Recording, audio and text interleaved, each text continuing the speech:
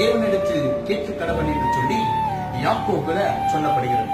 எனக்கு அநேகருடைய வாழ்க்கையில நான் செய்கிறது ஞானம் இல்லாமல் செய்கிறார்கள்.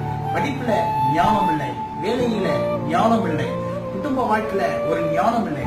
இன்னைக்கு ஆண்டவர் உங்களை பார்த்து சொல்லுகிறார், ஒருவன் ஞானத்தில் குறைவுள்ளவனாய் இருந்தால் சம்பூர்ணமாய் கொடுக்கிற தேவனிடத்தில் கேட்க கடவன் என்று சொல்லி வேதம் சொல்லுகிறது.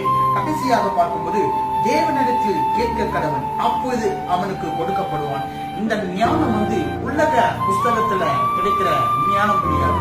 இந்த ஞானம் என்று வருவது பொது அறிவுல கிடைப்பது ஞானம் கிடையாது. ஒருவன் ஞானம் குறைவா இருந்தால் அது தேவனிடத்தில் கேட்கும் போது என் தேவன் அது